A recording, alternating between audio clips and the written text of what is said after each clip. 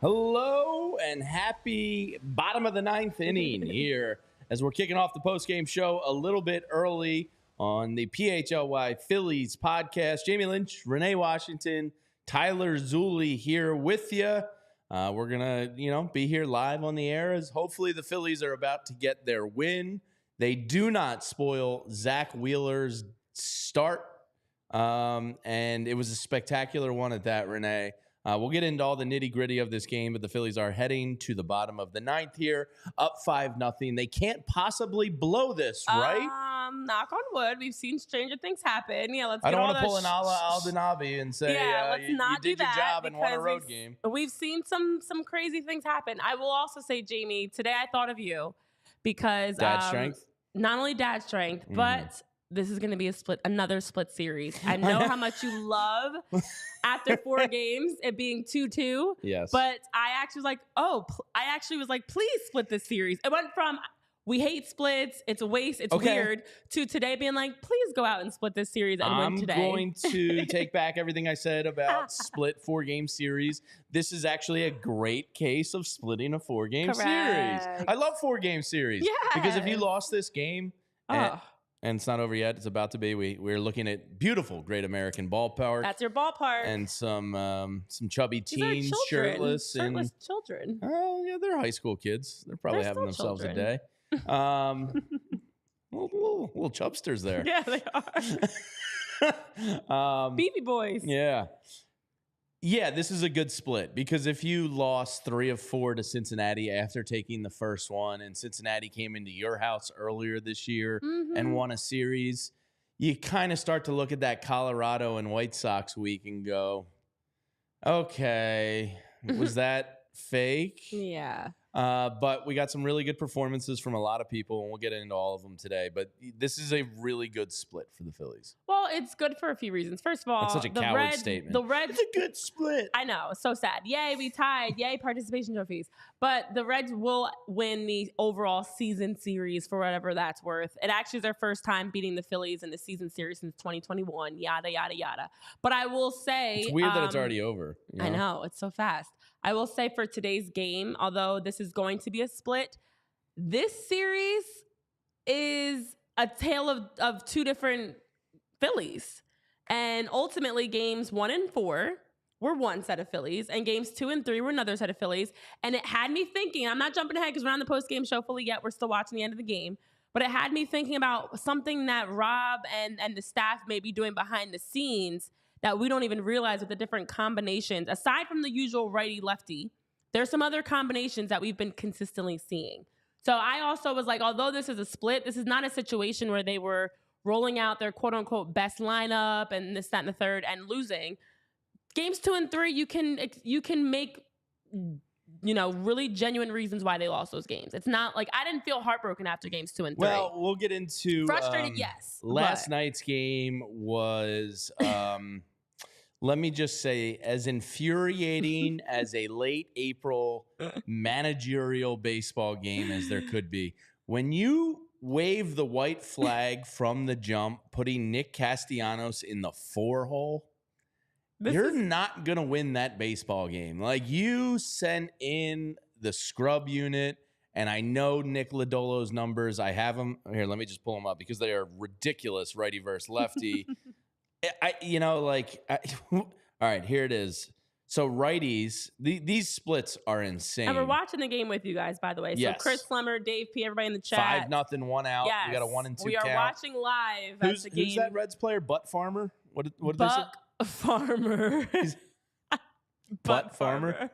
My name is Buck Farmer. Yeah, and we just like watched Butt Farmer. Chew on some straw. But Nick Lodolo last night, and the reason there was many reasons that Rob Thompson was kind of, I don't know, asleep at the wheel, just kind of waving the white flag, whatever you want to call it last night. But I'm gonna let you rock. Nick Lodolo has a career 829 OPS versus righties against him, and lefties have a 465 OPS against him. So it is the reason why you went with the Cowards lineup last night. But that lineup stunk. I mean, Sosa, Merrifield, Castellanos in the 4-hole. Like, ew, and ew. That was disgusting. So we'll get into the details of that as the Phillies are closing this one out. But I think the story of the day here, the thumbnail, Bryce Harper and his dad strength, Renee. Beautiful thing. Keep having babies in season. That's all. Yeah. So this is his third child. It was a baby girl. You didn't catch the name. I haven't heard. No, they haven't announced it yet. Okay. I was checking it out, trying to see if I can stalk. Instagram. Yeah, because usually it's the mom that drops it for the dad. Sure, no offense, dads, but no official name. No, not in our relationship. It's backwards. It's usually you. Addie is not like a poster ever, and I do usually all the birthday posts. But you know what? That makes sense. It's on brand for your relationship. You're the cook. You're the. Yeah, I mean, majority cook. She's a pretty good cook. Yeah, like you do a lot. You're a very Yeah, so she does not an active poster. I don't so know in what our to call relationship, you. That's like not going to be mean, but we'll just stop talking.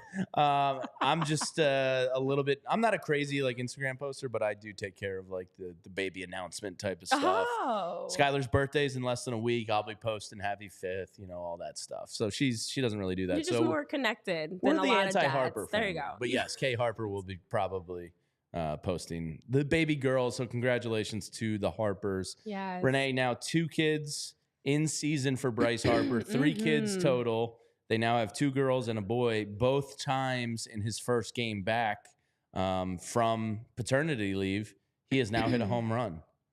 Pretty incredible. So 5 Bryce years Harper. apart that you do that. I mean, dad strength is real. And I was excited because not only selfishly for my fantasy team, thank you, Bryce, welcome back. I had to make my plug, but also just because we know what dad strength brings. And most times guys come back, women too, when they come back from having children and return to playing. And you've been getting a whole different Bryce today. Not only did he get that 2-run homer, but also he's been chirping. He's been a little more animated. I think he missed being out there with the guys. It's a whole different. And I was actually just talking with one of the Philadelphia Union players about this earlier today. As athletes, you have like so many hats you wear. Outside of playing, you're just dad.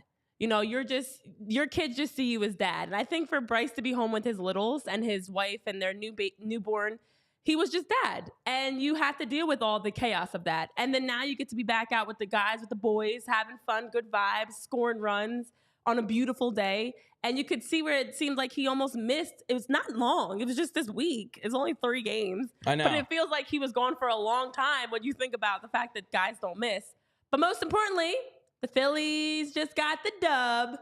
And dad strength Bryce Harper was a big reason behind that today. Yeah, Jeff Hoffman closes it out there. Doesn't get the close, but it is a 5-0 victory for the Phillies on the backs of Bryce Harper. Really good to see Bryson Stott and Alec Boehm. One, get it going. One, keep it going. Trey Turner kept it going. We'll get into all that from the game. But the Phillies win 5-0 over the Cincinnati Reds, splitting the series with the Reds 2 games apiece. And I've always said I love 4-game series, especially when you can come back and split it and really salvage the start to a road trip. I've always said that. Everybody always says that. In fact, I think you've asked for 6-game series once or twice before. Yeah. I really thought of you because after last night's game, I was like, dang, Jamie, Mr. I hate split series. We need a split series. Yeah. No, this is a good split. We need to have the Phillies come out. I never said that. You guys are hearing things. I might recommend an ear doctor. Yeah. But now that we're official here, let me, I brought in a cold, delicious, refreshing Miller Lite here, Renee, for a victory beer. Because it is a busy day in Philadelphia sports. It is. It's an exciting day in Philly sports. Yeah, you were down at drafts. the Union, opening up their new yard, Union Yards, Yards bar down there. And, we have a big day ahead. We have the Phillies postgame now. We have this team called the Philadelphia Eagles is drafting a young gentleman who will become a millionaire tonight and fulfill a lifelong dream, which is very cool for that individual. I hope it's Terry and Arnold personally, but we'll see what happens. And then the Sixers, who have killed me inside, Yeah, I'm mostly dead. Have a huge game, and I'm actually going to be doing the post-game show with Devon and Derek and Kyle tonight, so really excited for that. But it's a big day here at PHLY Sports, so hopefully you guys are along for the ride. And cheers to the Phils for a nice, great split in Cincinnati. Cheers. Oh, Bryce is speaking right now. We can't hear what he's saying, though. So it's in the really chat, impressive share with us what he's... hit home runs after sleeping in that bed, that hotel room chair bed they give you. Yeah. It's awful. It's bad. I mean, women go through a lot, I guess. But like... Yeah, like I was going to say, it's not as bad as what Kayla's going through. Debatable. We're not going to have this conversation about who has it tougher in labor and in squeezing a human out of your body. Have you seen that chair? Have you seen the baby that comes out of the body? I've seen it all. I've seen it all. It's hilarious. You have, actually, twice. But no, I mean, no offense, don't have sympathy for men because I think most women would swap with you. You know, emotionally, like we aren't able to connect. No. My girls weren't. Squeeze a watermelon out of a sunflower seed and let's talk. Out of a sunflower seed. That was very, like everything. Yeah, that kind of makes a lot of sense. We're actually, getting too much. Welcome into PHLY Phillies podcast. But congratulations to the Harpers. Yes, and his newfound dad strength, their third child. Bryce hit that ball. Now, Gabriel Ricones Jr. in Lehigh last night hit one over the highway out of right field that I think was tracked at over 500 feet. That ball Harper hit today felt like that was like a 500. That was violent. Again, that's pent up energy because you've been around your little kids and babies and you've been like eager to get back out and be an adult. You know how it is when you're around toddlers for so long and you're excited for normal conversation and normal adult activity. Like Bryce has been in baby mode. He's been in hospital mode. You're dealing with all the juggling of the uncomfortable bed / chair. It's not a bed. Diapers and all that. Like you're excited to probably be like gone and like, Kayla, in-laws, whoever, you guys got it. I'm going to go smash some balls at the ballpark. So welcome back, Bryce Harper. It was fantastic to see, as you mentioned, 5 years ago when he gets that homer after having his first to now do it again after having baby number 3, that Bryce Harper continues. And what I would say is like, Bryce, if you and Kayla want to keep having babies and they happen to be born in season, let's strategically plan it so that they're born around maybe the playoffs, but you don't get to go on paternity leave then, but you do get to come back and hit home runs. Did you see the I retweeted it from my Twitter account the other day it was a side-by-side of Manny Machado and Bryce Harper because he also was out on paternity leave. And their numbers... Insane. Now, Bryce has played less games than Machado and has similar numbers, so ergo, Bryce is the better player. But their numbers are, like, identical. And then they got horny at the same time and had kids at the same time. It was very weird. That is weird. Yeah, very, very weird. And both considered signing here, like, very weird. Yeah. Oh, it's bizarre. Yeah, it's like their horniness synced up. Listen, when you're playing well, apparently it leads to more children because the Phillies in general have really had a baby boom in the last few months. And I know some of you guys may have missed it when we talked about it, that Whit Merrifield and his wife welcomed their first baby, Seager, on in early March and hasn't had a chance to see her in weeks and is away, so he's dealing with the dad strength and also the dad sadness of not being with his baby. But literally Bryce, Trey and his wife, Zach, Aaron, everybody's having babies. Yep. That's Kyle, actually, that's like they're creating a whole Phillies baseball team that's all the same age. Yeah, all their kids are like under the age of 3 months. Yeah, it's pretty wild. Good baseball leads to babies. So before we get into the nitty gritty of this game, I just want to tell you about one of our friends at the GameTime app. Now, GameTime, you've heard us talk about for a long time. I've now used it personally several times. My wife's colleagues at work recently used the GameTime app for WrestleMania tickets. My mother-in-law just got the girls some Raffi tickets coming up on Mother's Day to take them to a Raffi concert. And I was so happy to tell her about GameTime and the code PHLY for $20 off because GameTime is awesome. It's the fastest growing ticket app in the country for a reason, because it's simple. The stuff gets sent directly to your phone, 2 taps, and you're basically set. Link that baby up to your Apple Pay, and you don't have to enter anything. It's great. And one of the best parts about it, whether it's a sporting event, tonight's Sixers game, if you want to get last-minute tickets, they have flash deals, last-minute tickets, all that. You get images of your seat views. It's just so easy, whether it's sports, music, comedy, or theater, whatever your favorite event is, check out the GameTime app if you're looking to get tickets to the event, because getting tickets to your favorite events should not be stressful, and GameTime takes the stress out of getting tickets to your favorite events. They always make great gifts for the loved ones in your life. So snag the tickets without the stress with GameTime. Download the GameTime app, create an account, and use code PHLY for $20 off your first purchase. Terms apply. Again, just create an account and redeem code PHLY for $20 off. Download GameTime today. Last-minute tickets, lowest price, guaranteed. Guaranteed. Well, the Reds also had Bark at the Park.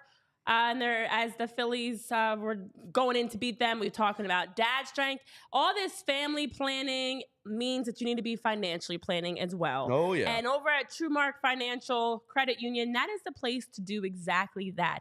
Now, when you join a credit union like TruMark Financial, you become a part owner, which means the profits are coming back to you. They're not going to shareholders. TruMark also gives you better rates, lower fees, and a better return on your savings. They've got more flexible options, and they also have some digital tools as well for all of us techies, you know who we are, that like to have all the insight of our financials at our fingertips. And with TruMark, they give you just that. Their digital tools and technology makes our lives easier. TruMark also has local roots. That's the best part about it too, right here in our backyard. Their headquarters is in Fort Washington, which is not far at all, near some houses like yours, Jamie. That's your spot.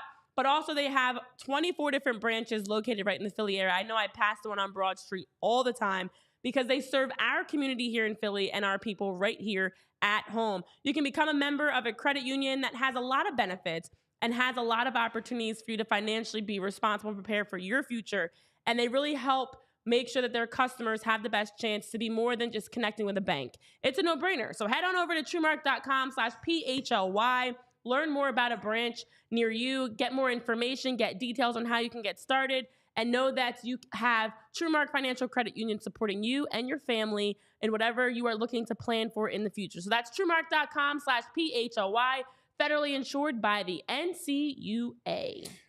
So a question I have, we turned off the post-game show as we're doing the post-game show. Okay, I was curious if Bryson Stott and Brandon Marsh, the Wet Bandits, went after dad after a win, because Bryce Harper is kind of the dad of the team. Yeah. You know what I mean? Like Kyle Schwarber's the leader, but Bryce Harper's like the serious one. Mm-hmm. It's kind of the one guys look up to. Doesn't dance, doesn't like drink, party and stuff. Yeah. Bryson lived with them literally as he was a rookie coming up. So like I think he's kind of like the dad of the team. He's like the untouchable. So I was curious if they wet bandited him, and yes, they did in fact pour the water down his back. Now I will say this in respect to dad.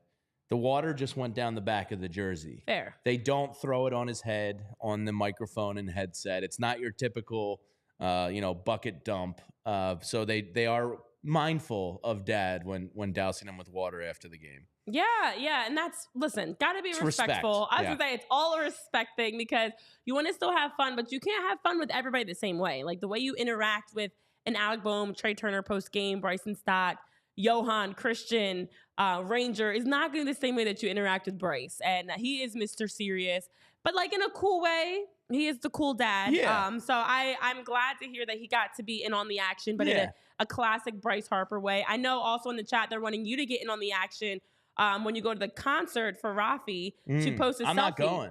Oh, dang, guys. K-Red, sorry about that. So they wanted you to post a selfie with the two girls. No kids, just you. I you would and go to Rafi, but I got presented with, do you want to go?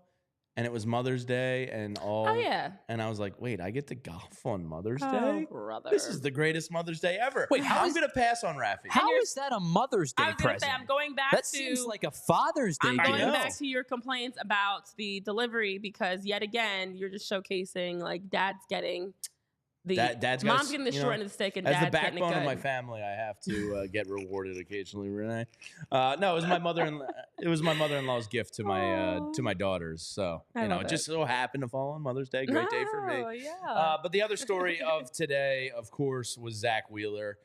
You came into this game after a very frustrating loss last night, which we'll talk about, versus Nick Martinez. And he's a Spencer Strider clone. Nick and I don't mean in the outcome, but in his big quads, his short delivery that just kind of like bursts. Like he very much looked like Strider.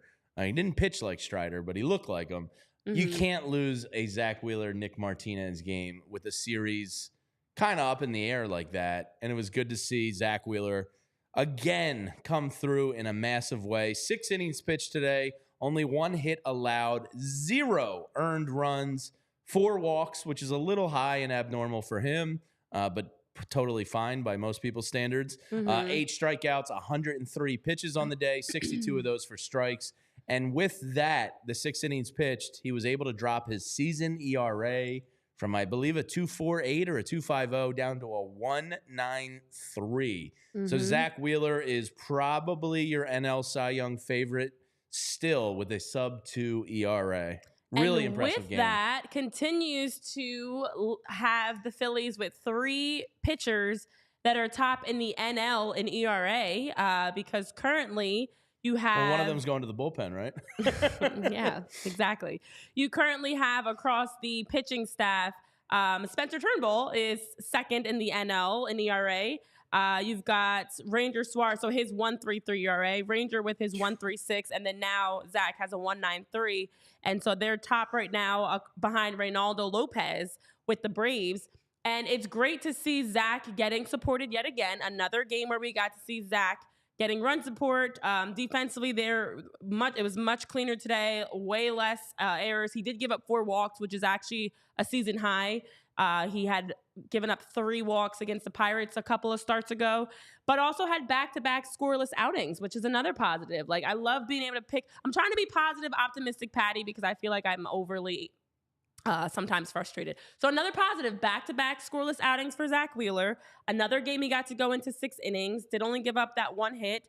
And we got to see Zach, as you mentioned, with his ERA continuing to drop, continue to also show why he is a top starting pitcher across the league. So nice to see Zach out there on a nice sunny day, clean day, no errors, getting run support. You know, we've come a long way. We've come a long way since how the season started. Yeah, I saw MLB earlier today put out their top 10 pitchers on the year, and Zack Wheeler was actually number 1 on their list. Now, I was really looking at the list to see where adorable Sweet Ranger was. I'll be completely honest, because I expect Zack Wheeler to be at the top of a pitcher's list. And I got all the way down to 9, and I was like, where the fuck is Ranger? Oh, there he is, number 10. Okay.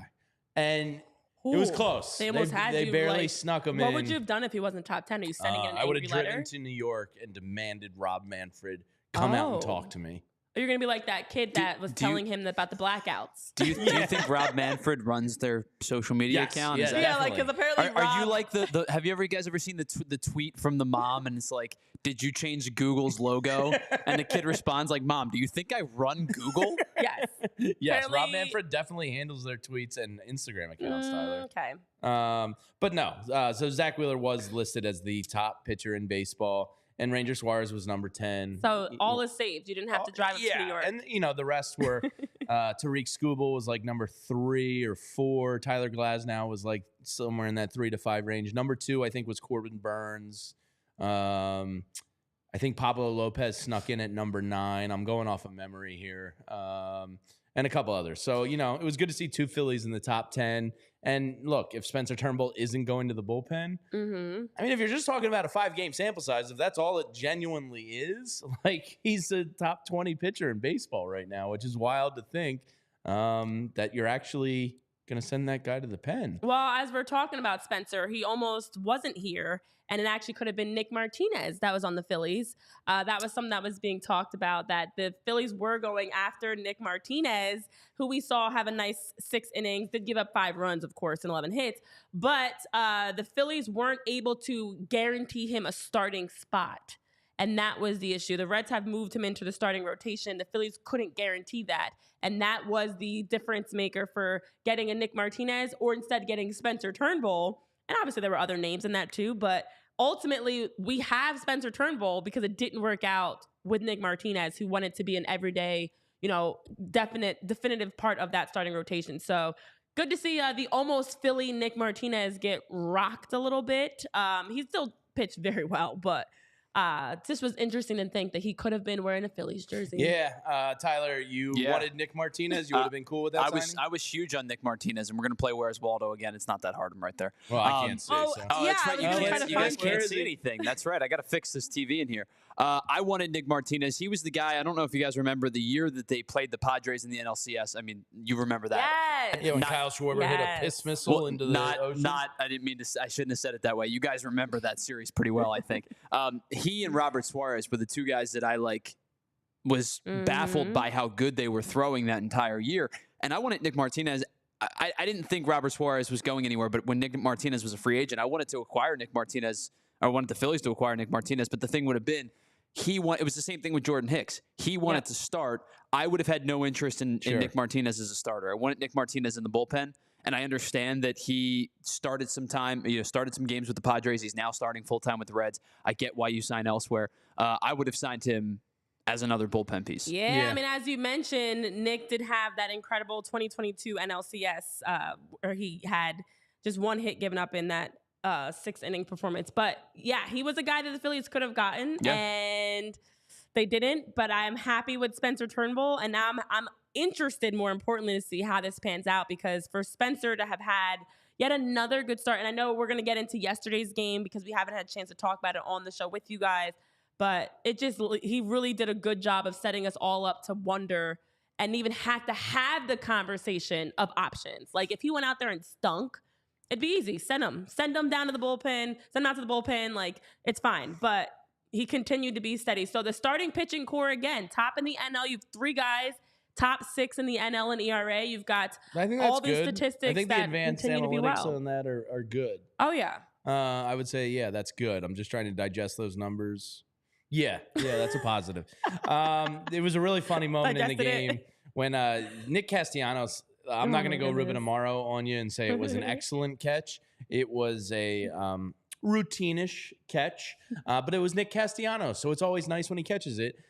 He caught out 3 on the warning track, running back towards the wall to get Zack Wheeler out of the jam. He did have the bases loaded jam there. But Tyler notes, and this is a good observation from young Zulli, that Zack Wheeler only threw 9 sweepers today, and he got 1 whiff. And Tyler's point, and I'll let you go on with this, Tyler, good pitchers know when something isn't working and they don't force feed it. It's a really good point. Yeah, I mean, you go away from stuff that doesn't work. If I get early in a game, I get early in a season that you're going to work through some stuff. But in a game that you felt like, especially when it was 1-0 and when it was 2-0, and then obviously the lead balloons a little bit, but in a game that was tight like that, you really can't afford to miss with a bad pitch or a pitch that you can't get a grip on that day. So to go to just 9 sweepers, it makes sense as to why he pounded the strike zone with the fastball. And listen, his command wasn't particularly sharp today. I thought that this was, from a stuff standpoint, He kind of grinded it out. it was probably one of Wheeler's poorer performances from a stuff standpoint. But when you look at the fact that he threw 30-some-odd pitches in the 3rd inning, the fact that he got through 6, the fact that, yes, he walked 4 and did not allow a run, even though stuff-wise it was one of the lesser performances, like a gut check performance, this was one of his better starts because of the fact that, you didn't have your stuff, you're facing adversity, and you battle through it, and you get through 6 shutout innings, and you set your bullpen up for success. And when your team gives you 5 runs of support, which is something we've not seen from him all that often or for him all that often, I think that it allows you to attack the zone in a way that you can feel more comfortable, especially when you don't have your best stuff. And that's the making of what separates good versus, the great. Is you find a way to still grind out wins. You find a way to make the adjustments. I mean, you look at even someone like a Sir Anthony yesterday didn't make adjustments. Zach is able to make adjustments. It doesn't always have to be pretty. It doesn't always have to be perfect. But if you still find a way to, get in and out of each inning without having it blow up, that is the making of a pitcher you can rely on, a pitcher that you know what they're going to bring to the mound. So that's a really good point that you bring up, Tyler, because Zach absolutely is someone that even when he's in a rocky spot and maybe his command's off or he's not, throwing his best stuff, you still feel comfortable that he's going to be able to address it, read it, and make the necessary changes in game to get out of it. Yeah, when Caleb Cotham came out to talk to him, he just gave him a look of like, you MFer, get back in that dugout. Like, I got know this. I know what to do. It was really funny. Just looking at some of his advanced analytics on the game. Through the four-seam fastball just about 40% of the time. Splitter, 12. Cutter, like 7%. His expected batting average against the Reds today was a 189. And if that's a day where, he might not have had his best stuff overall, and his expected batting average is below 200, really, really impressive. His K rate today, 30.2%. Just a phenomenal game versus a pretty pesky Reds team, I would say, overall. They're not like great. They're a potential playoff team, but they're just kind of a pain in the ass, and they kind of grind games out a little bit, and they're never really going to quit or die on you. Yeah, I mean they're a good team. They're right in the mix. Ellie De La Cruz, we'll talk about his numbers. That's the thing, and they have guys like Ellie De La Cruz that is truly becoming more and more of a household name. And that's what makes them a team that's dangerous, because you can't overlook them. They obviously are actively working to win the division. I know I was reading an article from their Reds reporters talking about how important it was for them to just take care of business and winning the season series, because that's something that caused them to fall short last year and in the past. And so they are a team that's hungry, ambitious, young still, and has talent that you can't go into a game against them expecting it's going to be easy. So a split series against them, when you have two of those games, the two games you lose are games where the lineup was not great, is a really good result, especially coming off of that 10-game homestand that had people kind of questioning because it's the Rockies and the White Sox. I look at today's game and I look at game one, and actually that's very encouraging to me that you're able to shut out a really good Cincinnati team twice that hadn't been shut out at all coming into this series. Yeah, they're a pain in the ass. We'll get to the Phillies offense in a second, but while we're talking about the Reds, Ellie De La Cruz is really good, and he's 22 years old. Now, his full season projections have been done after about a month of the season, and whoa, Nelly. Yeah. I mean, talk about MVP numbers. Ellie De La Cruz is on pace right now to hit 47 home runs, steal 101 bases, score 155 runs, and drive in 122 runs.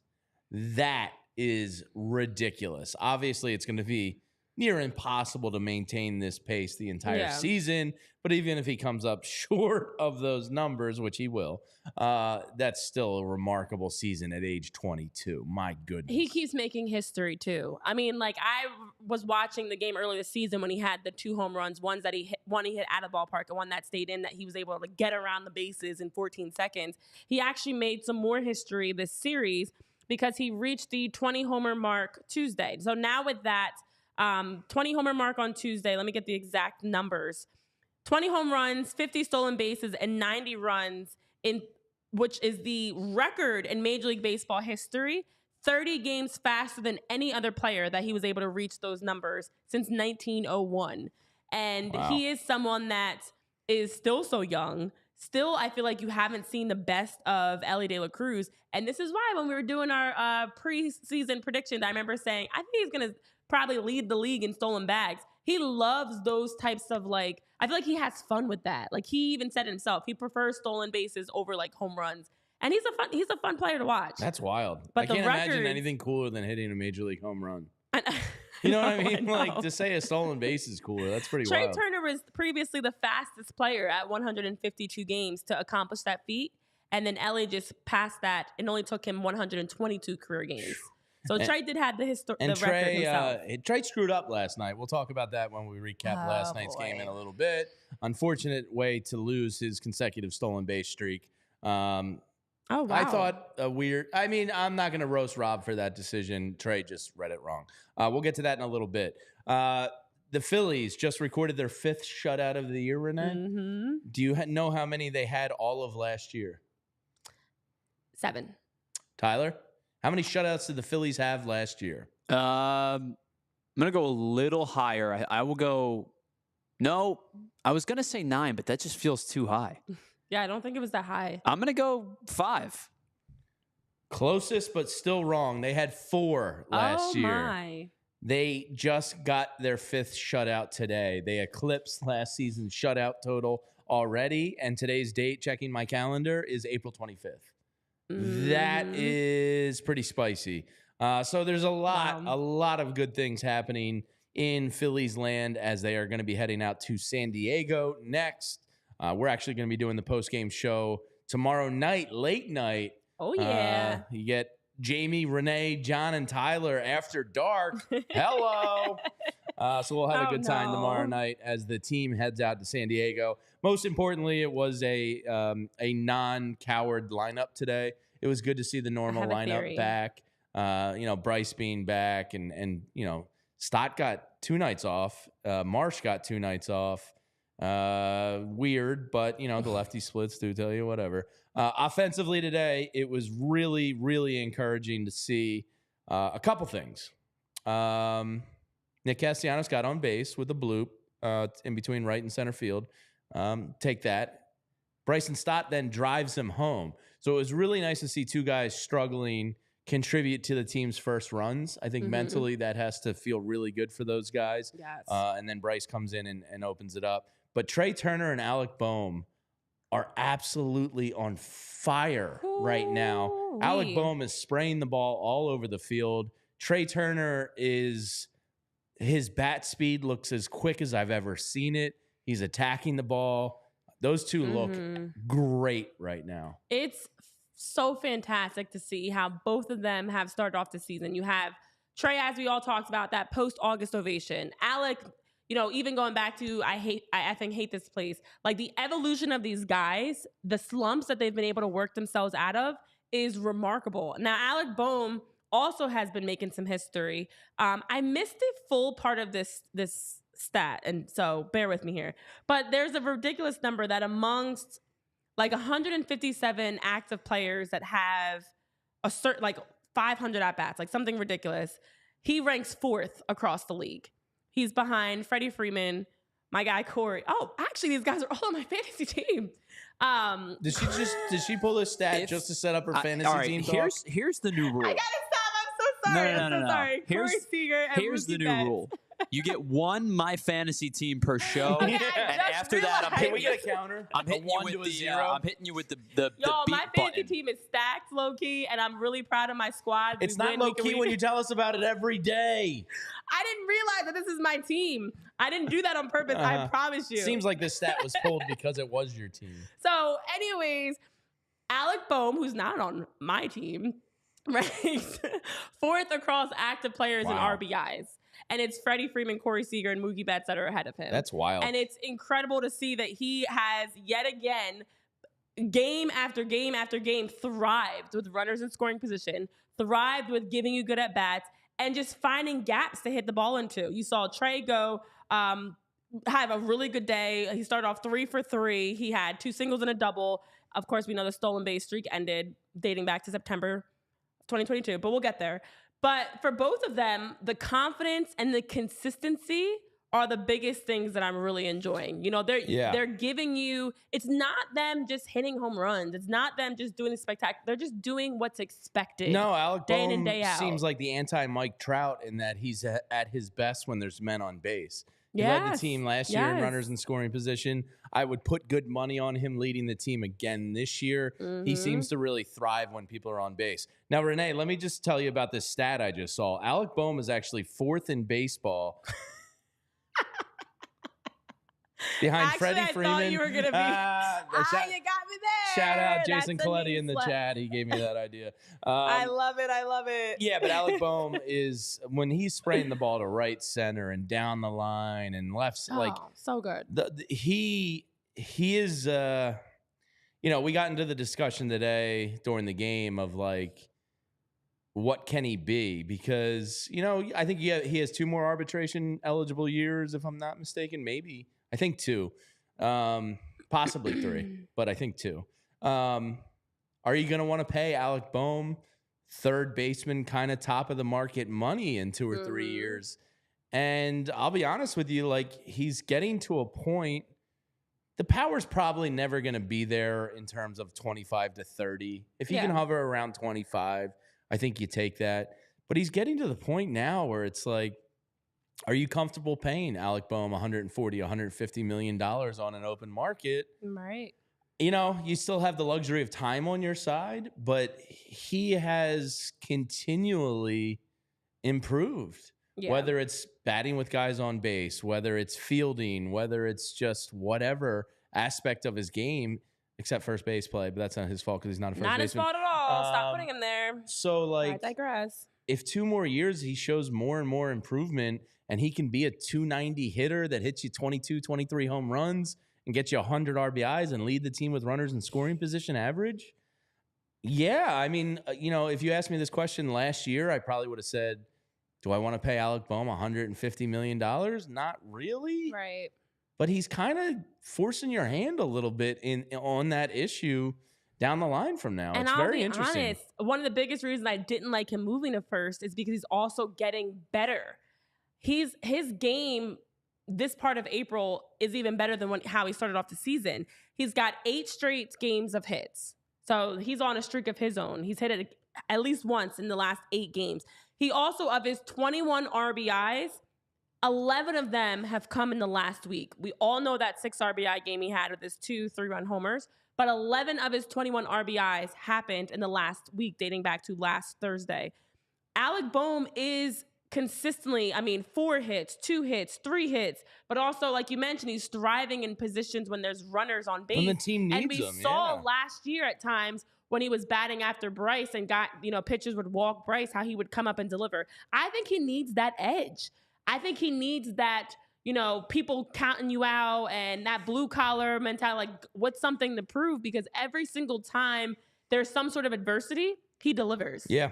It's also the same. So Bryson Stott also kind of got it going a little bit today with 2 hits. That's really good to see because if Bryson Stott gets going, this lineup is going to be a real son of a bitch to face. Mm-hmm. Now, Nick Castellanos, obviously, look, he got a run scored today. He got on base.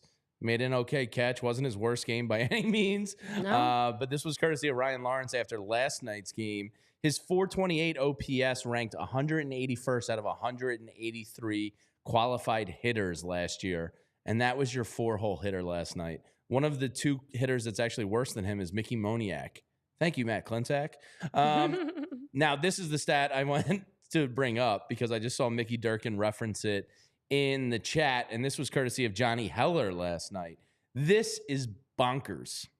If Alec Boehm were to strike out each of his next 119 appearances, he would still have a higher OPS than Nick Castellanos. Oh. I don't know if that's worse. I don't know if it's worse on Nick's part or better on Alec's part, that's even a stat. Worse on Nick's part. 1,000%. For sure. Yeah. How is that real? That's really bad. I've never heard of anything like that. Really bad. Mickey, thank you for sharing that in the chat. And I know he mentioned he's going to share. It was in my more notes. In the and Discord. Me and Mickey just simpatico. You guys are always here. on the same page. Yeah. You listen in Mickey apparently more than me, so it's fine. Renee, I have this stat here. Let me just tell you, Alec Boehm is actually 4th in baseball behind Freddie Freeman, Mookie Betts, and Corey Seager. Oh, Lord. Yes, but Alec Boehm, yes, to your point, phenomenal. Nick Castellanos, I think it's worse for him. I think so. 119 consecutive strikeouts, and they'd have a higher OPS. Like, yeesh. Not a good stat. Not a good stat. You know what is good? That's our friends over at the BetPARK Sportsbook. And let me tell you about it because they're our hometown sportsbook, and you can get in the zone with the BetPARK Sportsbook app. A day like today is great. I had a buddy out of state, out of market, not in a BetPARK state, and he said, Phillies today? And I said, absolutely. It's a Wheeler start versus kind of a bullpenish game / Nick Martinez. We'll see what happens, but take the Phils. That's a good bet. So now if you bet that locally, you can roll that into tonight's NBA action. The Sixers are now up to a 5.5-point favorite. That has been growing over the last 24 hours. That's what she said. It started at 4.5, and now it's up to 5.5. So you can get some action on the NBA tonight. You got Cavaliers Magic. Cavs are actually a 2-point road dog, and the Nuggets are out in LA as a 1-point road dog. You can get all the action in the game with the BetPARK Sportsbook app. Win your first $10 bet, and you can get $125 in sports bonus bets. You play for fun. You love to win. You bet with BetPARK. So download the app, and play along with us. Must be 21 or older. Please gamble responsibly. If you or someone you know has a gambling problem and wants help, call 1-800-GAMBLER. All right. And as we're talking about sharing news in the Discord channel, well, if you're curious, what is this Discord that you speak of? Where can I check this out? Where can I find this great scintillating conversation? It's being a diehard member here at PHLY, because at PHLY we have tons of opportunities to engage with you, whether it's through our shows that we have every day across each of our beats, or even being able to chat with you on our Discord channel where we're talking about all different topics. We're talking all pro sports, college sports, movies, music, cocktail club is happening there. There's so many great discussions happening in our Discord. And then also we have live events coming up for you. So you become a diehard member today, you get a free shirt. You also get discounts to any of our, and the latest on any of our events, since a lot of them are free right now anyways. But we have tailgates. We've got watch parties. We'll be 10th. Down at Managerial Brewing for a watch party May 10th. You guys can join us. We'll have a live show there, 2 live shows there. We'll have our live watch party as well, where we'll be able to interact with you guys. So we really want to make sure that you guys get an opportunity to just enjoy being a fan of the Phillies, the Sixers, the Eagles, the Flyers, whatever is happening in our city, great sports-wise, you have a chance to be in the mix. So become a diehard today, where you can check out our articles, our shows, and you don't even have to be a diehard for that. You can just be a great friend of ours that likes to tune in and subscribe, but you get even more perks when you become a diehard. So all that information is at allphly.com, where you can see the latest events that we're doing, any watch parties or tailgates we have coming up, any new merch that's dropping, anything that's going on here that we are excited to share with you at allphly.com or on our social media as well. All right, one what you got? One trend that's in the negative side, and then we'll just dive into the negative of last night. Oh, no. And then we'll look ahead a little bit to this upcoming weekend series, courtesy of Paul Boyer on Twitter. This is bad and needs to be corrected. And your analysis today has been great. Everything's either good or bad. Phenomenal bad. Work by you. All right. So, games until the Phillies have been caught stealing 10 times is the subject matter. Oh. In 2021, they didn't get caught stealing until the 92nd game of the year. That sounds really good. Okay. In 2022, it was the 74th game of the year. Pretty good, I think, still. Okay. Like at least okay. Yeah. In 2023, it took until the 48th game for them to be caught stealing 10 times. Renee, would you like to guess how many games it took for them to be caught stealing 10 times this year? 16. 26. Oh, okay. Because I was going to say, they lead the league. Yeah. In getting caught. Trey might have been on a streak, but the Phillies are worse than the league for getting caught stealing bases. This is a bad trend. From 92 to 26 games. I mean, you're talking about almost 60-ish, 65-ish game difference in the matter of 4 years. Now, Paco Figueroa is the first base coach / stealing guy. I don't know, but they need to improve that. They're getting caught stealing on the base pass way too often, and this will just segue us into starting to talk about last night's game because last night's game was incredibly frustrating, and Trey Turner done messed up. They went with the basically steal second, steal home play that they implemented with Bryce Harper in the playoffs that was effective. But the key to that play is Trey Turner cannot leave third base until he sees the ball leave the hand of the catcher. Now, since he's catcher, was that Molly last night or was that no, it was Tyler Stevenson. Yeah, it was Stevenson. Hell of a play. I'll tip my hat and give him credit. But Trey Turner took off before the ball released from his hands. He ended his consecutive stolen base streak at 41, which is great. It was the longest streak since Ichiro Suzuki did it in 2006-07 at 45 straight stolen bases. That was a really kind of shitty way to end the streak. Yeah. It was a mistake of Trey's. I can't put that on the coaches or even Paco or anybody. That's just player error, and it kind of sucks. But like this stolen base pass, just dumb baseball thing. Look, you have a really good product and a really good team. It's really that much more frustrating when you see mental errors happening at that rate. You know, like get some Adderall, get some, I don't know, what's that app where you can do like the mental coaching to yourself, you know, like clear your heads, get some Zen. I don't know, maybe have a mantra or some chi, you know, light some incense. Am I saying these things right? Yeah. Yeah, sure. Those are words. Yeah, do that. Those are words. But this needs to end. Okay, so the Phillies and Trey, top in the league in stolen bases, getting caught for the Phillies and Trey for stealing them. Like, okay. And then also even in errors, which I know we'll talk a little bit more about, that Trey is top of the NL and so are the Phillies in errors. There's like a common theme here, I feel like. Rob Thompson has spoken multiple times about how they are encouraging guys to be aggressive. And I do think the hard part, aggressive is good. We saw in the playoffs last year at times, they were telling them to hold up and they should have gone. And you have to get them comfortable just going without thinking and trusting themselves, trusting the play to develop. But I know we talked about it before. How do you find that balance? Because you don't want to go the other direction where you're telling them to be more cautious and play quote unquote smarter, because to be honest, it's only a dumb play if you get caught. Like if you go try to steal a bag and you make it, nobody cares what happens, if it was smart or not, if you get there. They might say, "Ooh, that was a little risky," but they're not going to say, "Oh, wow, Jamie, that was so dumb that you stole that base and you got caught." No, it's only bad because you get caught. So how do you get the Phillies more on the part of stealing bases, minimizing errors, all these things that I think all connect to being aggressive without it leading to dumb mistakes, dumb errors? And so I think with time, it'll happen. I think I don't know. These guys are vets. I think they should spike the water system in the locker room with Adderall. I think that's the best. That's it. I think that's the answer. I mean, we could. Like maybe when you're watching, what you want to bring back the Pete maybe you watch McCannon back tax? some film and you kind of look at but the problem is you just don't know. Every play is so meticulously different, down to like the smallest things.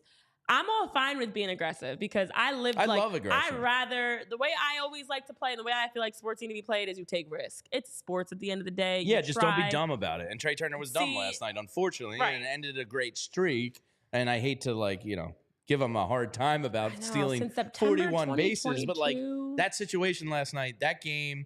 All right, let's get into Rob Thompson. And that was his first time getting caught with the Phillies. He was 36 for 36 with the Phillies. Of course, as you mentioned, 41 straight overall. It was bound to happen. I also wonder sometimes, though, Jamie, and I know Spencer Turnbull just went through this with the no-hitter.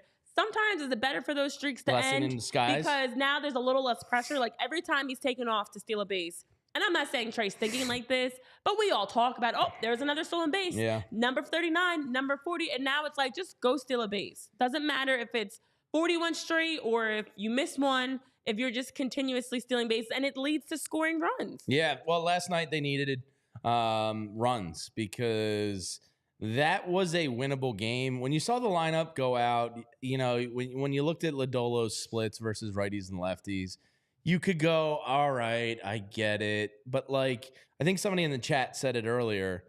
What are you going to do? Sit Brandon Marsh and Bryson Stott in the playoffs if the other team has a lefty? And look, Nick Lodolo, I'm not saying is the night to do it, but I think the night prior, you should have gotten these guys some play. Lodolo's numbers are eye-popping against lefties. So, I'm not saying last night was the night to do it. I think the night previous was the night to give Marsh and Stott some play versus lefties, because to whoever made the comment in the chat, no, you're not going to sit these guys versus a lefty in the playoffs. So you have to give them an occasional attempt to see some lefties to do it. So that was really frustrating last night when you see the guy with basically the worst OPS in baseball as your 4-hole hitter. And look, when Bryce Harper's gone from this team, there's a massive void. But I just thought that was a coward's lineup last night. Couple notes I made, because I don't want to be a bitter bitch all show here and talk about the negative. I don't know, you've been pretty bitter so far. No, I've been very happy. That was I love 4-game series, and I love splitting them, Renee. All right, Sir Anthony last night. A couple mistakes Rob made. I thought he was asleep at the wheel last night. I don't know what the hell was happening. Sir Anthony came in. Now, I saw a really funny tweet from a girl named Megan last night that started calling him Sir Allentown Dominguez. Very funny. Good job, Megan. Now, you can't DFA Sir Anthony. He's very affordable. He occasionally has stuff. He can't throw strikes right now. If you DFA him, somebody is going to take a shot on him. I think you need to pull Sir Anthony into the office and say, hey, Sir Anthony, how's that oblique of yours feeling? Oh, it hurts? Yeah, it hurts real bad. Do you need to go on the IL, buddy? And you need to get him down to Lehigh. Voice. Yeah, you need a mystery injury to get this guy down to rehab in Lehigh Valley. He is not playable right now. He threw 32 pitches last night. 16 of those were for strikes. That's not good. It was clear right away when he came in last night in a still winnable game. Or excuse me, you had the lead 4-1, I believe it was at the time. Yeah, they were up by 2. Or okay, 3-1. 3-1. Yeah, 3-1. Yeah. You could tell right away. I think we all have eyeballs here. Tyler, Renee, myself. Nope. He did not have his stuff last night early on. And for some reason, Rob Thompson let him face what felt like 13 batters. It was probably like 6 or 7 before they got somebody warmed up. And who does he go to warm up? The second worst bullpen arm you've had this year. No, it was Greg Soto. Strom came in. Strom was warming up. I think, didn't Strom come in to relieve Soto? Last night? I believe.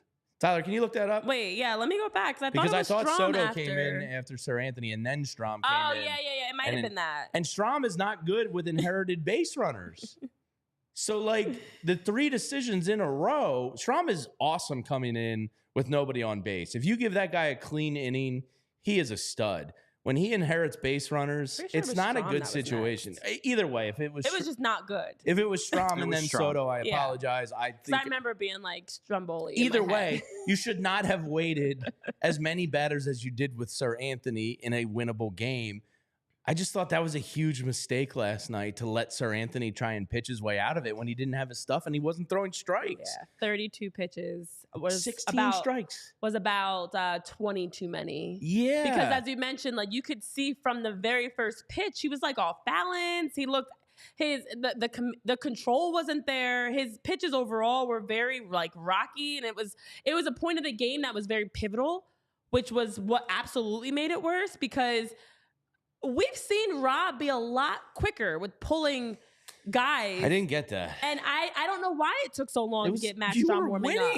I mean, I actually wrote it down because I was also saying the same thing, like, holy crap, why is it taking so long for Strom to get warming up?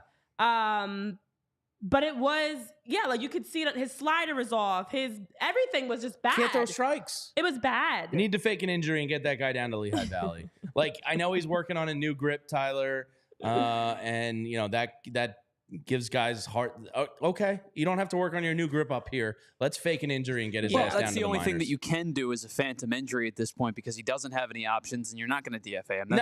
Somebody will pick him up in a heartbeat. He only makes $3.4 million out of the equation. So the only thing you can do is let him let it ride, or I don't want to do that injury. Anymore. His ERA is 9.4. Those are your two choices. Mystery injury. Do I need to get a Jeff Galooly to come in and hit him in the nail and give him a really bad hangnail? Listen. You guys don't even know who Jeff Galooly is, do you? You're too young. Those are words. Tanya Harding, Nancy Kerrigan, Jeff Galooly. I know Nancy. I, Tanya. You ever watch that? No. Really good movie, actually. Okay. Jeff Galooly took out Nancy Kerrigan's knee. I'm just saying, like a phantom injury, like somebody needs to go like. That was not a phantom injury. That was a very real injury that happened. I was gonna say, why? Spencer Turnbull was out last year with a neck injury and like a toe injury. Yeah, like, I'm just saying, give like him you can literally. I was gonna say, it doesn't have to be hangnail anything serious. Like you don't have to go break his arm. He broke go break fingernail on his pitching hand. Maybe he hurt a toe. Maybe he stubbed his toe. You know that hurts a lot. Maybe he stubbed it and he's out. Yeah, he can't walk. Get him down. You have to find like not. I shouldn't say testable because that's just sound first. Testable. Testicles? I thought you said testicle too. Tyler. Testable. JB is rubbing not able to be tested.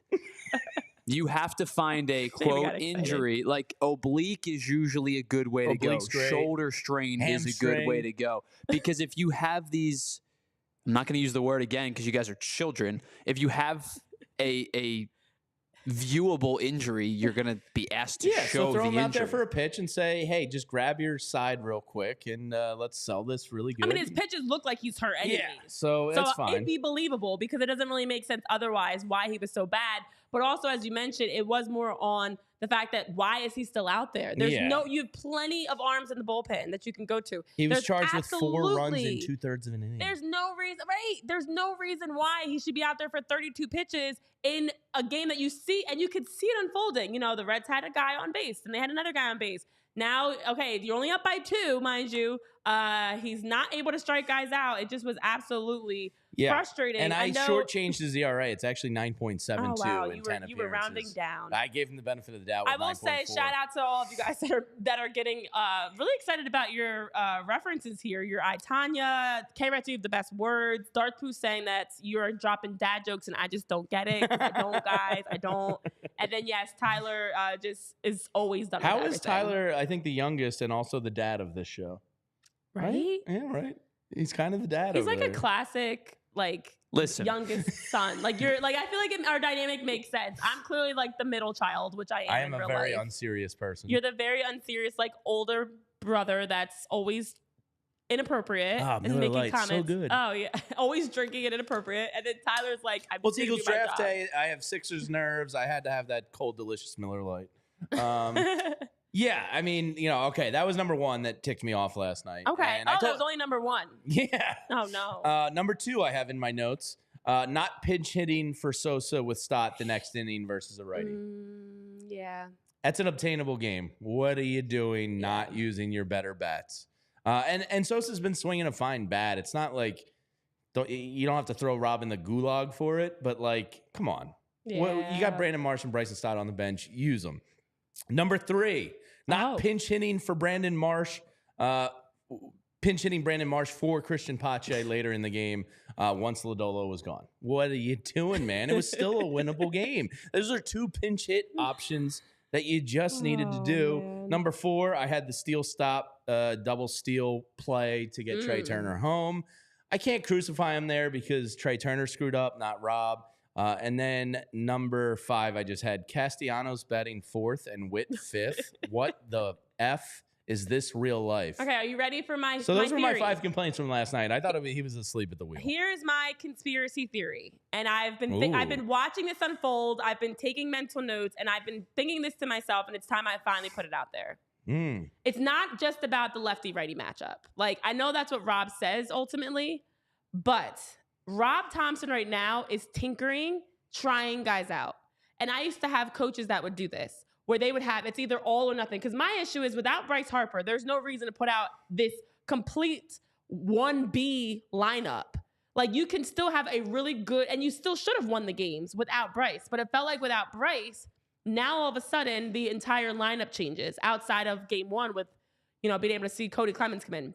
So what I feel like, Rob is locked in on his combinations. He knows it's Brandon Marsh, Bryson Stott, Bryce Harper. You're like, it's the best guys because JT is always catching for the top pitchers. You always have Spencer Turnbull paired with Garrett Stubbs. He's pairing guys up in combinations. And that second combination of Pache, Sosa, Yoro, he's trying to see who he can get out of that group that can move up and that can give you that every day. It's frustrating because, as you mentioned, in these moments, you should be bringing in, Brandon Marsh. You can easily make that late game change. You can easily bring in Stott. But I think, and I wouldn't be surprised if we start to see this change as the season progresses, but I wouldn't be surprised if Rob, I'm not saying he's throwing the games, but we saw earlier sometimes it works. And the lineup change works. And we saw that with Stubbs, Yoro, and Marsh. I forget what game that was. Or no, it was Stubbs, Yoro, and Pache that everybody was like, this is an awful lineup, and they won. But I think he's moving Nick up to try to get something out of him, moving Witt around, trying to get something out of him. This is his, on the cusp group. And as coaches, even when I coached, we would do the same thing. You have your, guys that are right there, and you're trying to see who can I get something out of from that middle group. And it's frustrating as hell because you're losing games behind it. But now as you get further in the season, okay, Yoro's going to give you an RBI. He's going to give you a good at-bat. He's the guy that can add into that top group. You know what the top group gives you. Brandon Marsh has locked himself in. He is an everyday player, guys. He is. But I think that Rob right now is tinkering with the lineup to see who else can I get something from between Witt, Christian, Nick. I mean, Yoro still finds himself in that spot, and Sosa, because Rojas he's is trying to see. not a sweat anymore. No, he's not. But I think from that next group, he's trying to see who can I get something from that can make that next step and be an everyday player. So I'm also like, although I was very frustrated with the last 2 losses, I felt like this is Rob in the early part of the season trying some different things out, which I've been actively wanting anyways. Because now when you get into September, October, you know, okay, I can't go to Nick or Whit here or whoever because I've already tried them out and they failed. So like this is him testing and failing at the expense of wins and losses, but bigger picture down the stretch to be able to know who you can rely on. So like that's my positive spin because I've seen it, I've been a part of it. And also my last thing on this is a lot of coaches and managers love to, like your players have a marriage. There's a relationship, there's chemistry that's there's chemistry that's there. So they'll have Who's you married play. to who? It's Who's Nick Bryce. married to? Bryce, he's married to Whit. And it's Pache married to Sosa. And it's Stott and Marsh because that you're building that chemistry. And you want them to now know tendencies and, you know, be on the same page. How each other likes their eggs. How they take their coffee. Oh, eggs. Something totally different. So it is. It's like you want to be able to have these combinations of guys that you know will play well together, understand each other. So I think right now we're in the phase of like him working through some early tinkering, and you just got to buckle up and deal with it because he's gonna rotate, and and it's fine because long term you're gonna save guys and whatever else. And we're going to now know down the stretch, you can't go to some of these guys in these pressure situations. Left-handed pitcher, right-handed pitcher, whatever. You know who you can go to. So that's my positive spin, guys. I know in the chat you're frustrated. I'm sorry. But this is exactly what I've seen as a player and as a coach and been a part of it. And this is what a lot of championship-winning clubs will do. All right. So that pretty much wraps up today's post-game show. We are going to be back tomorrow night, the PHLY Phillies After Dark post-game show from the comfort of our homes. Yay. And maybe cocktails in hand. Who knows? But the Phillies are now headed to San Diego. And for some reason, they had listed as TBD for tomorrow's starter on the Phillies. It's going to be Aaron Nola, unless he's having another child somehow in a 3-month window. So he is going to be facing off against Joe Musgrove in the first game. Saturday's game is going to be Ranger Suarez versus Dylan Cease, which is some must-watch late April baseball right there because Dylan Cease is off to a good start with his Padres career, and Ranger's just adorable. And then Sunday, we get the Taijuan Walker debut start to the year versus TBD for the Padres. I don't know much about TBD, but I've heard he's got some stuff. Oh, wow. Yeah, we're getting out of here. That was Tyler's disgusted with us. But Taijuan Walker, it's going to be an interesting start to see what he's got. I mean, I am intrigued to watch him pitch because Spencer Turnbull, by the way, had the lowest Phillies ERA through 5 starts since Cliff Lee in 2009. That graphic that they shared was wild to see the company that he's in. So Taijuan, good luck. I mean, I don't want him to suck. I'll say that. Like, I want you to be good because Spencer Turnbull, by the way, and Orion Kirkering absolutely have to take the job of Sir Anthony. For sure. So, like, Spencer Turnbull, theoretically, if he can perform in the bullpen role, will help the bullpen, deal with their Sir Anthony injury. That's coming, please. Upcoming injury, mystery. Go down to Lehigh. Work on your new grip there. That's going to wrap it up for us here at the PHLY Philly Show. But don't forget, at the station today, a lot going on. Tyler and Renee are going to go home and watch Sixers and the Eagles draft from the comfort of their own home. I will be here probably panic watching the hell out of the Sixers. I don't even know what you're going to be like in a few hours. I don't either. Because you're already pretty, like... I'm kind of amped up. Unwound. Yeah, you're a little. Yeah, I mean, it's Eagles draft day. Bo and Zach are gonna, and Rich Hoffman are gonna be doing the Eagles show. Zach is gonna be down at the link, talking to Howie and the War Room after they come out. Look, it's gonna be an interesting night in Eagles land. It's very rare that the Eagles stand still and stay at the spot where they're typically draft. So they might move up, they might move back. They might get an offensive lineman. I hope they get a cornerback. It's going to be fun. So that's a big event. And then, of course, Sixers-Knicks. I'm sure Adam Silver called this one in and said the Sixers need this. The Heat's too much after game 2. Yeah. So I expect the Sixers to win. If they lose, I'll be golfing Sunday during the game. So that's where I'm at. But a lot going on here at the station tonight. So make sure you're checking out the Eagles show, the draft special tonight. It's going to be awesome. I'll probably pop in and harass Bo a little bit. And then Sixers postgame, me and Devon here in studio, Derek and Kyle live from the Wells Fargo Center. So busy night ahead. Hope everybody has a great evening. Enjoy the fun. Let's go Eagles. Let's go Sixers. Let's go all things Philly sports. Yeah, let's go. Let's go team. The Phillies started things off. It's time to continue that. Saying, those winning, the good vibes. Let's keep it going. This is a good start. So we will see you tomorrow after dark here on the PHLY Phillies show. Adios. We all silly like the